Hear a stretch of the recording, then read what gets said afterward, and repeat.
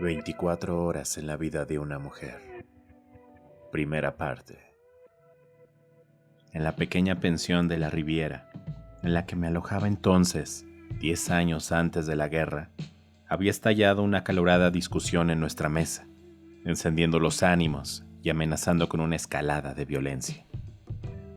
La mayoría de la gente tiene una imaginación limitada. Cualquier cosa que no les atañe directamente, que no trastoque sus sentidos, apenas es capaz de excitarles. Sin embargo, si de pronto ocurre delante de sus ojos y en una contigüidad palpable, se suscita alguna tontería, una pasión excesiva los mueve inmediatamente. Entonces, por así decirlo, sustituyen su apatía por una vehemencia exagerada e inapropiada. Así sucedió en esta ocasión, en la cena que compartíamos con personas absolutamente burguesas, que normalmente se dedicaban a una pacífica small talk y a pequeñas bromas superficiales para dispersarnos inmediatamente después de terminar la comida. La pareja alemana volvía a las excursiones y a la fotografía, el sereno danés a la aburrida pesca, la distinguida dama inglesa a sus libros, la pareja italiana a sus escapadas a Montecarlo y yo a holgazanear en la silla del jardín o a trabajar. Esta vez, sin embargo, todos permanecimos completamente atrapados en la agria discusión, y cuando alguno de nosotros se levantaba de su asiento, no lo hacía de forma educada, como era la costumbre, sino con modales rudos que, como ya he dicho, adoptaron formas casi rabiosas. No obstante, el caso que tanto había alterado nuestra pequeña mesa fue bastante extraño. La casa de huéspedes en la que nos alojábamos los 7 tenía el aspecto de una villa independiente. Oh, qué maravillosa era la vista a través de los ventanales de la playa rocosa, pero en realidad no era más que un anexo más económico del Gran Hotel Palace, que se hallaba directamente conectado a él por el jardín. De modo que los residentes vivíamos en contacto permanente con sus huéspedes. El día anterior, este hotel había sido el escenario de un magnífico escándalo. Un joven francés había llegado en el tren del mediodía justamente a las 12:20. No puedo abstenerme de dar la hora con tanta precisión, porque es tan importante para este episodio como el tema de aquella acalorada discusión. Y alquiló una habitación con vistas al mar, lo que evidenciaba la capacidad económica que poseía. Pero no era solo su discreta elegancia lo que le hacía agradablemente llamativo, sino sobre todo su extraordinaria y agraciada belleza. En medio de un estrecho rostro de niña, un sedoso bigote rubio acariciaba los cálidos y sensuales labios. El suave cabello castaño ondulado se enroscaba sobre su blanca frente, unos encantadores ojos que seducían con su mirada. Todo era sutil, fascinante, amable en su naturaleza, pero sin artificialidad ni afectación. Aunque de primera impresión, y viéndolo a lo lejos, me recordaba un poco a los maniquíes rosados y fatuamente inclinados hacia atrás, con un bastón decorativo en la mano, que representan el ideal de belleza masculina en los escaparates de las grandes tiendas de moda.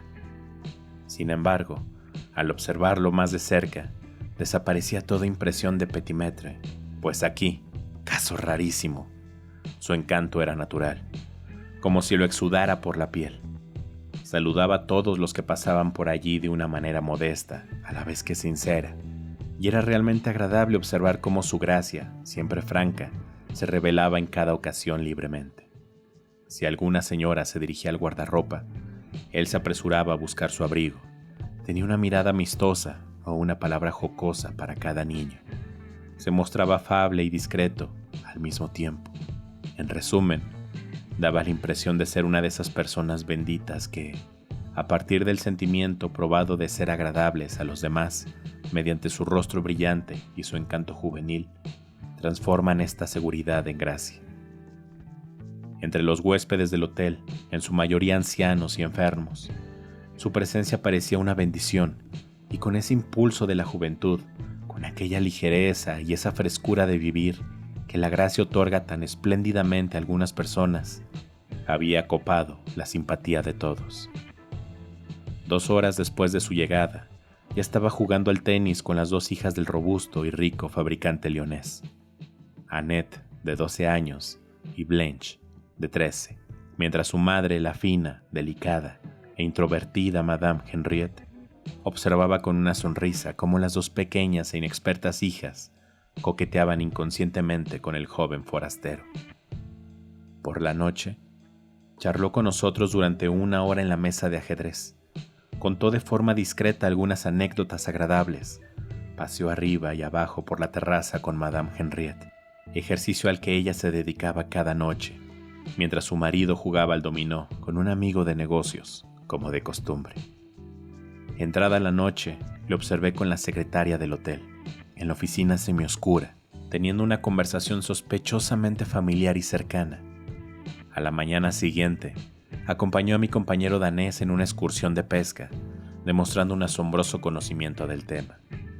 Después, mantuvo una larga charla sobre política con el fabricante de Lyon, en la que también demostró ser un jovial y buen conversador, pues las amplias carcajadas del corpulento caballero se oían por encima del oleaje. Después de la cena, es muy necesario, para la comprensión de la situación, que relate todas estas fases de la gestión de su tiempo. Se sentó de nuevo a solas en el jardín con Madame Henriette durante 1 hora. Tomaron café, luego jugó nuevamente al tenis con las hijas de aquella y conversó con la pareja alemana en el salón. A las 6, cuando me dirigí a enviar una carta, me topé con él en la estación. Vino a encontrarme a toda prisa y me dijo, como si tuviera que disculparse, que le habían llamado repentinamente, pero que volvería en 2 días. A la hora de la cena, se sintió su ausencia, pero solo físicamente, pues en todas las mesas el tema giraba en torno a él y se enaltecía su agradable y alegre forma de vida. Por la noche, debían de ser cerca de las 11, estaba sentado en mi habitación, terminando un libro, cuando de pronto, a través de la ventana abierta, escuché inquietos gritos y chillidos en el jardín, y noté que allá en el hotel había un inusual trajín. Más alarmado que curioso, me apresuré a dar los 50 pasos que me separaban del hotel, y hallé a los huéspedes y el personal inmersos en franca exaltación. El marido de Madame Henriette, con su habitual puntualidad, jugaba al dominó con su amigo de Namur, mientras que ella había salido a dar su acostumbrado paseo vespertino por la terraza de la playa, pero no había regresado, por lo que se temía un desafortunado accidente. Como un toro, el habitualmente parsimonioso hombre corría enardecido por la playa, gritando con su voz distorsionada por la excitación, «Henriette, Henriette». Las hijas se habían despertado y llamaban afligidas a su madre desde la ventana, hasta que su desesperado padre fue allí para consolarlas. Y entonces ocurrió algo tan terrible que apenas puede contarse, porque en los momentos de exceso, la naturaleza, en instantes así de violentos, puede imprimir en los hombres una expresión tan intensamente trágica que ni una imagen ni una palabra pueden reproducirla con la misma fuerza. De repente, el pesado y ancho hombre bajó los crepitantes escalones con un semblante cambiado, agotado y a la vez enfurecido. Tenía una carta en la mano. «Llame a todo el mundo», dijo con una voz apenas inteligible para el jefe de personal. «Pida que se detengan, no es necesario. Henriette me ha abandonado». Había plomo en este hombre fatalmente herido. Se notaba su empeño por sobrehumano por contenerse ante toda esta gente alrededor que lo miraba curiosamente amontonada, y que ahora, de repente, temerosos, avergonzados, confundidos, se apartaban de él. Aún así, conservaba fuerzas suficientes para pasar tambaleándose por delante de nosotros sin mirar a nadie, hasta conseguir apagar la luz de la sala de lectura. Luego se oyó su cuerpo robusto y macizo caer pesadamente en un sillón, y se escuchó un sollozo salvaje y bestial, como solo puede llorar un hombre que no ha llorado nunca. Y ese dolor elemental tenía una especie de dominio perturbador sobre cada uno de nosotros, incluso sobre los menos sensibles. Ninguno de los camareros, ninguno de los invitados que habían acudido por curiosidad se atrevió a sonreír o, por el contrario, a decir alguna palabra de aliento. Sin palabras, uno tras otro, como si nos avergonzáramos de esta demoledora explosión de sentimientos, nos arrastramos de vuelta a nuestras habitaciones, Entretanto, allá en la sala oscura, se retorcía y sollozaba aquel hombre devastado y completamente solo. El hotel apagó poco a poco la iluminación entre ruidos, murmullos y siseos, para después quedar en absoluto silencio. Se comprenderá que un acontecimiento tan infausto, ocurrido ante nuestros ojos y sentidos, alterara la sensibilidad de individuos como los que nos hospedábamos ahí, con vidas dedicadas al ocio y sin mayores preocupaciones. Pero la discusión que entonces estalló con tanta vehemencia en nuestra mesa y que casi llegó a la agresión, tuvo como punto de partida este extraordinario incidente. Era más bien una discrepancia de principios, una airada disputa entre distintas formas de experimentar y concebir la vida. Por la indiscreción de una mucama que había leído la carta, el marido, desesperado y lleno de rabia, la había arrojado al suelo luego de leerla. Se había corrido el rumor de que Madame Henriette no se había ido sola, sino que se había ido con el joven francés, por lo que la simpatía por él empezaba ahora a decaer rápidamente en la mayoría de los hospedados.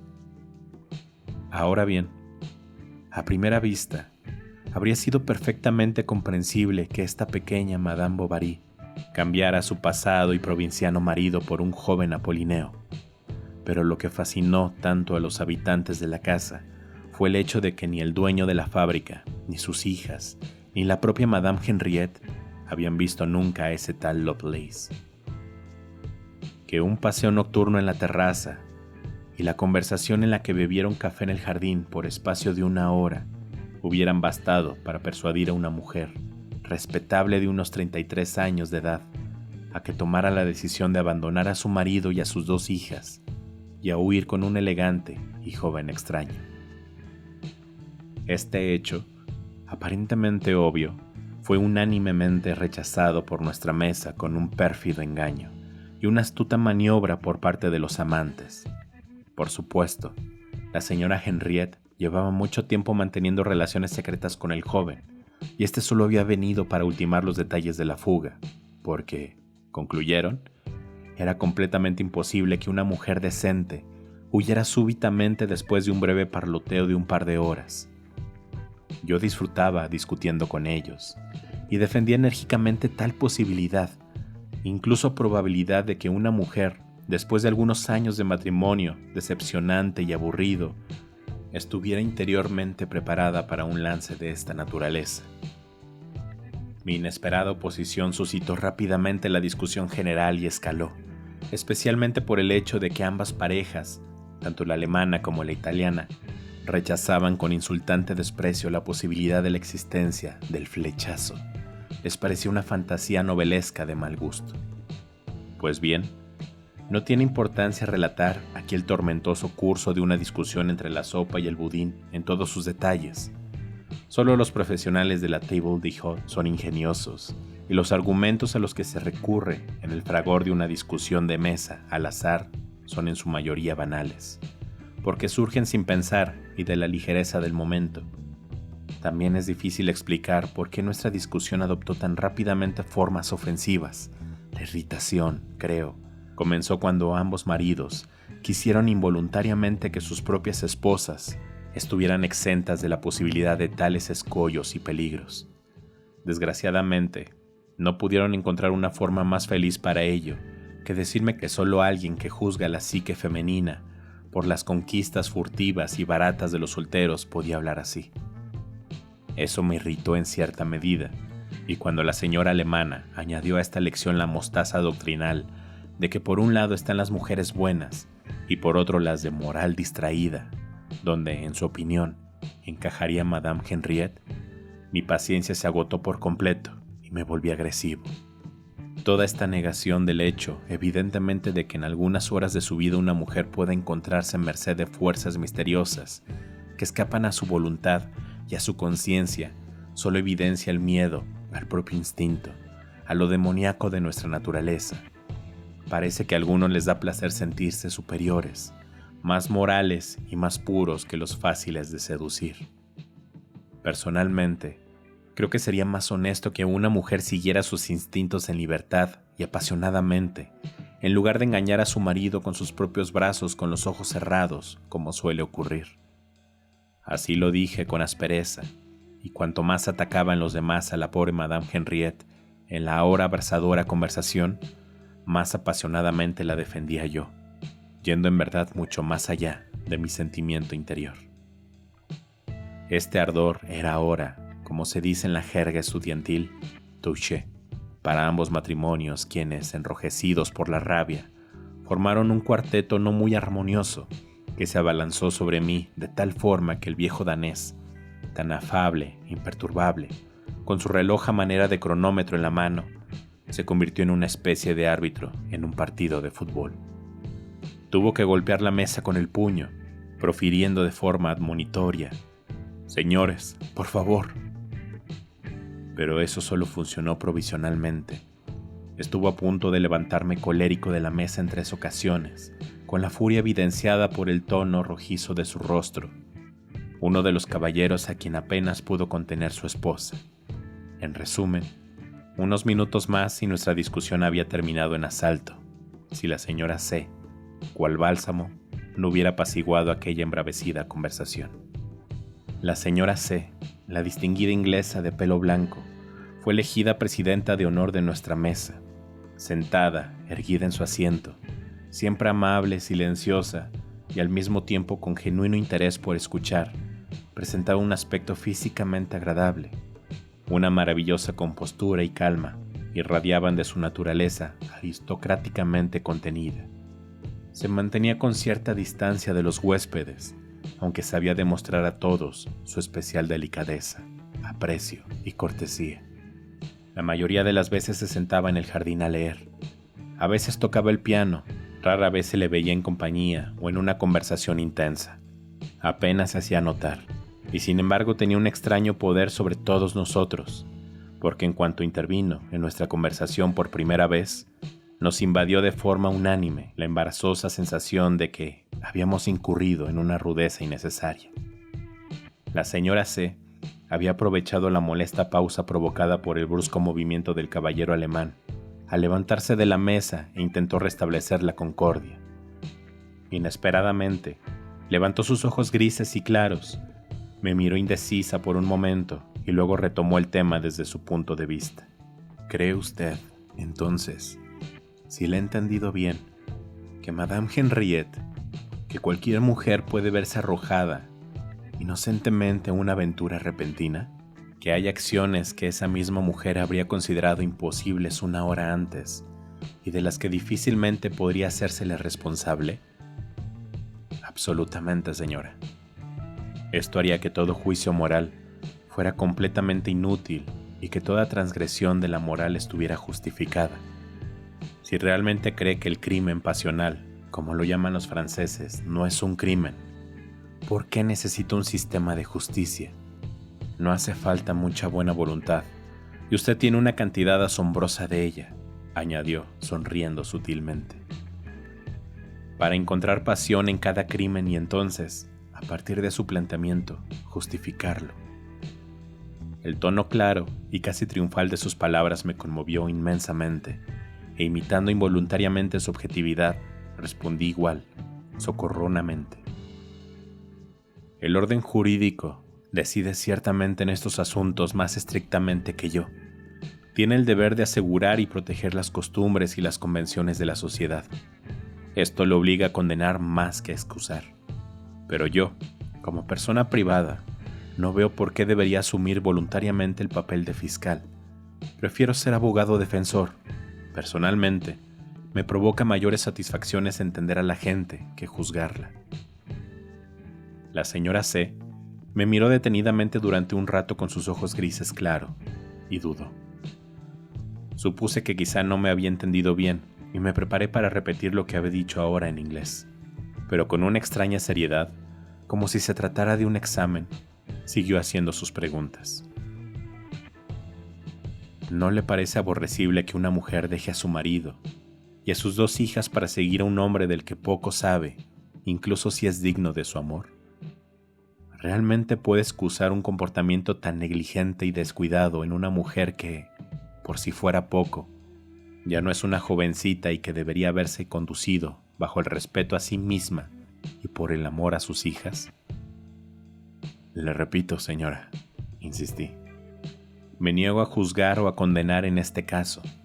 Ante ustedes puedo confesar tranquilamente que he exagerado un poco antes. Esta pobre mujer, Henriette, no es ciertamente una heroína, ni siquiera una aventurera, y menos una grande amorús. Me parece, por lo que conozco, nada más que una mujer mediocre y débil por la que siento un poco de respeto, porque ha seguido valientemente su voluntad, pero aún más pesar porque seguramente será profundamente infeliz mañana, si no es que ya lo es ahora. Puede que haya actuado de forma estúpida y precipitada, pero de ninguna manera vil y mezquina. Aún así argumentaré con cualquiera el derecho a despreciar a esta pobre e infeliz mujer. ¿Y usted? ¿Sigue teniendo exactamente el mismo respeto y estima por ella? ¿No hace ninguna diferencia entre la honorable mujer con la que estuvo anteayer, con la otra que se fugó ayer con un completo desconocido? Ninguna en absoluto, ni la más mínima. ¿Es así?, respondió en inglés, involuntariamente. Toda la conversación parecía traerla de forma extraña, y tras un breve momento de reflexión, su clara mirada volvió a posarse en mí. ¿Y si mañana se encontrara con Madame Henriette, digamos en Niza, del brazo de este joven, la saludaría igualmente? Sin duda. ¿Y hablaría con ella? Por supuesto. ¿Podría usted, si estuviera casado, presentar a una mujer de ese tipo a su esposa, como si no hubiera pasado nada? Desde luego. ¿De verdad?, exclamó nuevamente en inglés, llena de incredulidad y asombro. Seguro que sí, respondí inconscientemente en inglés. La señora C permaneció en silencio. Parecía que seguía pensando mucho y, de repente, mirándome, como sorprendida de su propio valor, dijo: «No sé si lo haría.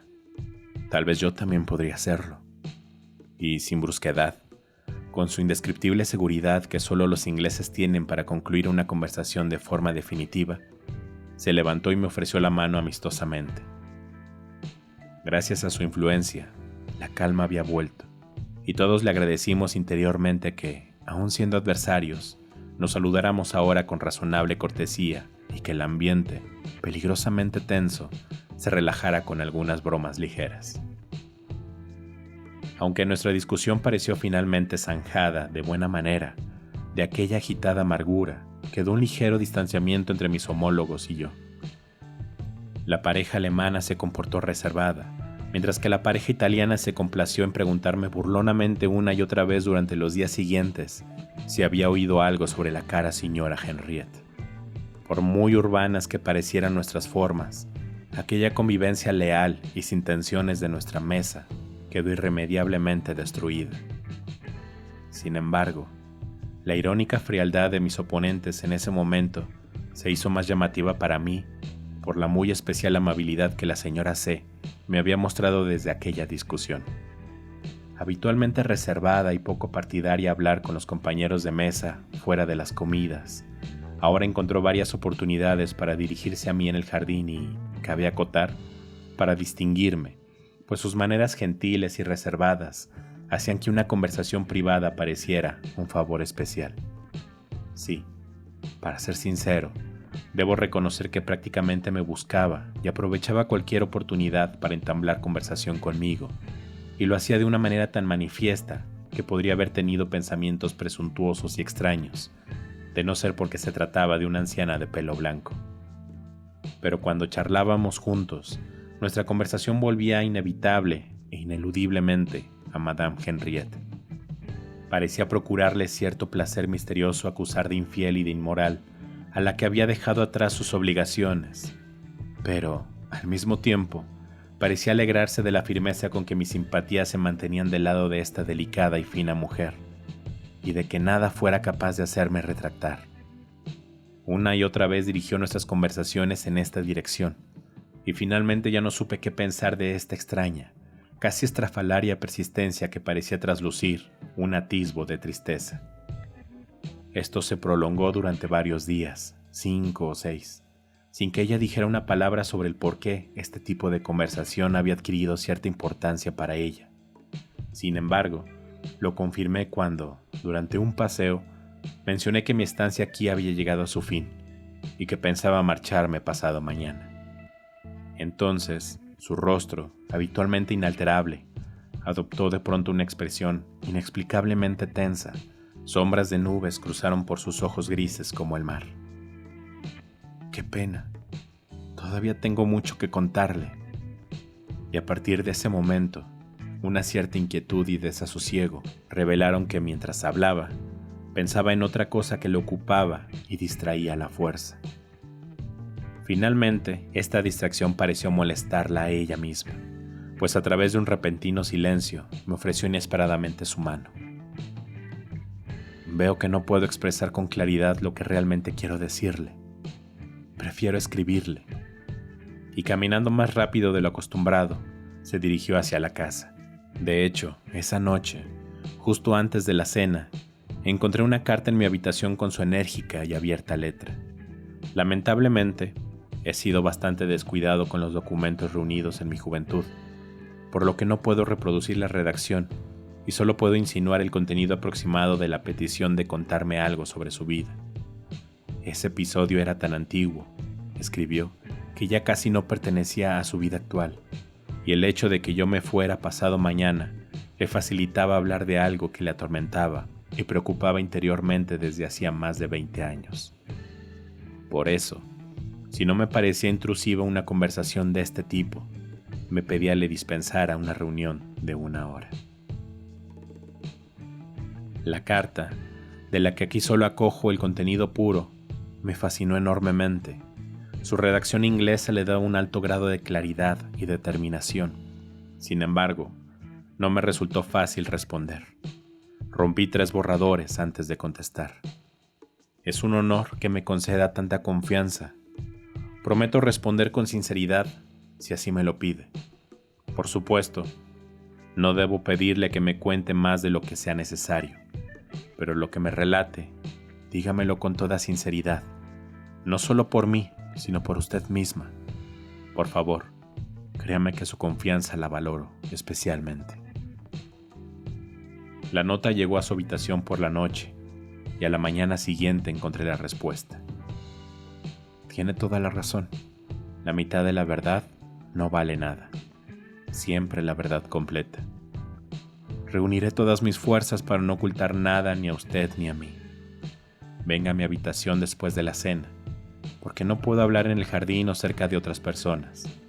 Y a los 67 años, no tengo que temer a una mala interpretación. Créame, no ha sido nada fácil decidirme. Durante el día, seguimos reuniéndonos en la mesa y hablando de cosas insignificantes, pero en el jardín, cuando se encontró conmigo, me evitó con evidente confusión, y me pareció vergonzoso y conmovedor notar cómo esta anciana de pelo blanco huía de mí, tímida como una jovencita, hacia una avenida de pinos. Al anochecer, a la hora señalada, llamé a la puerta y me abrieron de inmediato. La habitación se encontraba iluminada por una luz muy sutil. Solo la pequeña lámpara de lectura que había sobre la mesa arrojaba un cono de luz amarillo sobre la oscura habitación. La señora C. se acercó a mí sin ninguna perturbación. Me ofreció un sillón y se sentó frente a mí. Pude sentir que cada uno de estos movimientos estaba previsto. Aún así se produjo una pausa, aparentemente contra su voluntad. Una pausa de pesada decisión, que se hizo cada vez más larga, pero que no me atreví a romper con palabra alguna, porque pude percibir que en ese instante se libraba una batalla entre una poderosa voluntad y una fuerte resistencia. Se podía percibir a lo lejos algunos acordes cifrados de algo parecido a un vals. Yo escuchaba interesado, como si quisiera aliviar la agobiante opresión al silencio circundante. A ella también le pareció embarazosa la tensión antinatural de este silencio, pues de repente se recompuso y comenzó. Solo la primera palabra es difícil. Llevo 2 días preparándome para ser bastante clara y franca. Ojalá lo consiga. Tal vez no entienda todavía que le esté contando a un desconocido todo esto, pero no hay un día, apenas una sola hora en la que no piense en aquel suceso. Puede creer a esta anciana que no hay nada más insoportable que quedarse reviviendo un solo punto de su vida, porque todo lo que quiero contar abarca un periodo de solo 24 horas dentro de 67 años. Y me he dicho tantas veces, hasta la locura, ¿qué importancia tiene haber actuado de forma insensata en una ocasión? Pero uno no puede deshacerse de lo que llamamos, con una expresión muy incierta, la conciencia. Y pensé en su momento, cuando le oí hablar con tanta naturalidad del caso Henriette, que tal vez esa obsesiva reflexión y la incesante humillación llegarían a su fin si un día pudiera decidirme a hablar libremente ante alguna persona sobre aquel día de mi vida. Si no fuera de religión anglicana sino católica, la confesión me habría dado hace tiempo la oportunidad de librarme de este secreto. Pero este consuelo no es para nosotros, y por eso hoy hago este extraño intento de absolverme mientras hablo con usted. Sé que todo es muy extraño, pero ha aceptado mi propuesta sin dudarlo, y se lo agradezco. Ahora bien, ya he dicho que me gustaría contarle solo un día de mi vida. Todo lo demás me parece insignificante y aburrido para cualquiera. Lo que ocurrió hasta mis 42 años no va ni un paso más allá del ordinario. Mis padres eran ricos terratenientes en Escocia. Poseíamos grandes fábricas y arrendamientos y, según la costumbre aristocrática, vivíamos en nuestras fincas la mayor parte del año y durante la temporada invernal en Londres. A los 18 años conocí a mi marido en un salón. Era el segundo hijo de la conocida familia de los R. Y había servido en el ejército en la India durante 10 años. Nos casamos rápidamente y llevamos la vida despreocupada de nuestros círculos sociales. Una cuarta parte del año en Londres, una cuarta parte del año en nuestras fincas, el resto del tiempo vagando por hoteles de Italia, España y Francia. Nunca la más mínima sombra empañó nuestro matrimonio. Los 2 hijos que procreamos ya son mayores. Cuando tenía 40 años, mi marido murió repentinamente. Había adquirido una enfermedad del hígado de sus años en el trópico, y tras 2 semanas terribles, lo perdí. Mi hijo mayor ya estaba en el servicio en ese momento, el menor en la universidad, así que me quedé completamente sola de la noche a la mañana. Y esta soledad fue una terrible tortura para mí, que estaba acostumbrada a la tierna compañía de mi esposo. Me parecía imposible residir en aquella casa desierta, donde cada cosa me recordaba la trágica pérdida de mi amado, por lo que decidí viajar mucho en los años siguientes, mientras mis hijos siguieran solteros. En lo más profundo de mí, consideré que mi vida, a partir de ese momento, era completamente inútil y sin sentido. El hombre con el que había compartido cada hora y cada pensamiento durante 23 años estaba muerto. Mis hijos no me necesitaban. Temía perturbar su juventud con mi tristeza y melancolía. Pero para mí, no quería ni deseaba nada más. La primera vez que me mudé a París, fui a las tiendas y a los museos de allí por aburrimiento. Pero la ciudad y las cosas se mantenían extrañas a mi alrededor, y evitaba a la gente porque no podía soportar sus miradas amables y compasivas hacia mi ropa de luto. Como transcurrieron estos meses de vagar por el mundo, no sabría relatarlo. Solo sé que siempre tuve el deseo de morir, pero no la fuerza para apresurar incluso este doloroso anhelo. En el segundo año de luto, es decir, en mis 42 años de vida, me encontré en Monte Carlo, evadiendo mi existencia desprovista de sentido, de la que aún no conseguía sobreponerme. He de confesar que aquello surgió por aburrimiento, por ese tormentoso vacío interior que necesitaba alimentarse, al menos con pequeños incentivos externos. Cuanto menos sentía emocionalmente, más me impulsaba a ir allí, donde el círculo de la vida gira más rápidamente. Para los que se sienten alejados de todo, la inquietud apasionada de los demás sigue siendo un vuelco a los sentidos, como el teatro o la música. Por eso iba a menudo al casino. Me atraía ver la felicidad o la consternación ondeando de un lado a otro en los rostros de otras personas, mientras que en mí existía ese vacío atroz. Además, a mi marido, sin ser frívolo, le había gustado ser un invitado ocasional de la sala de juego, y yo, con cierta reverencia involuntaria, vivía fielmente todos sus antiguos hábitos. Ahí también empezaron estas 24 horas que fueron más emocionantes que cualquier juego y que desquiciaron los años venideros.